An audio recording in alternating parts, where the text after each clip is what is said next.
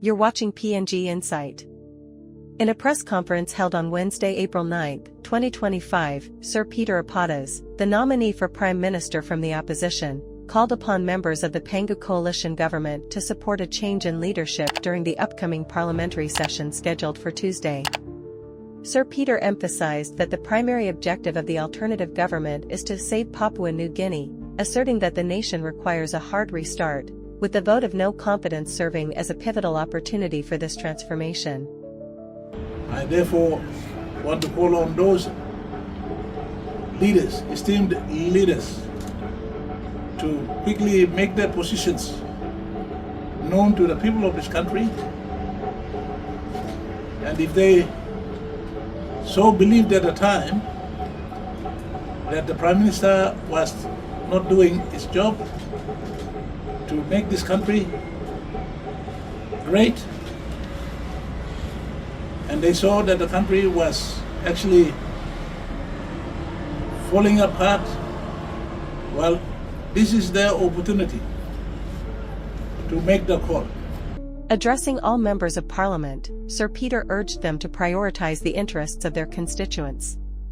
He highlighted the necessity for electoral reforms, pointing out that citizens have been consistently deprived of their constitutional rights to a fair, safe, and reliable election process. Sir Peter pledged that, if granted the opportunity, his administration would implement these critical reforms to ensure the election of leaders who can contribute meaningfully to nation building. Deputy Opposition Leader James Marape echoed Sir Peter's sentiments, stating that Papua New Guinea urgently requires new leadership at the highest level.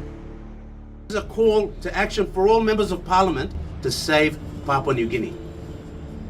That is why we have gathered here today, to appeal to all our colleagues on the other side to make their decision, because they're empowered under the mandate given to them by their people to make a decision to keep this Prime Minister in power and allow this madness to continue, or to save Papua New Guinea. It's very simple. We cannot succumb to a dictator, a wannabe tyrant, and allow this flouting of the Constitution. We have to venerate our Constitution.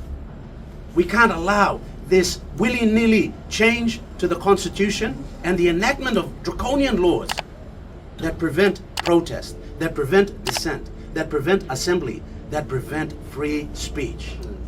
Marape emphasized that it is incumbent upon elected leaders to make decisions that reflect the will and needs of the people. Despite the opposition holding 19 members, he expressed confidence that collaboration with government members could lead to the formation of a new government aimed at rescuing the nation. Marape identified the parliamentary session on Tuesday as an ideal moment for initiating this change. On the government side, Prime Minister James Marape and Tourism Minister Belden Nama attended the launch of a tourism exposition in Port Moresby on the same day. The government has not issued any press statements or responses regarding East Sepik Governor Alan Bird's recent legal action.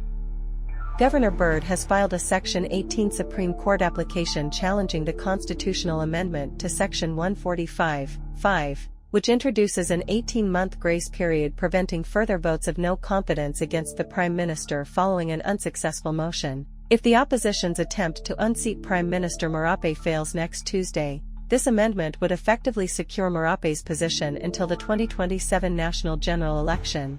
The political landscape in Papua New Guinea remains tense as both the government and opposition prepare for the forthcoming parliamentary session, which could significantly influence the nation's leadership trajectory. Political developments in Papua New Guinea ahead of vote of no confidence. Like and subscribe to PNG Insight for more updates.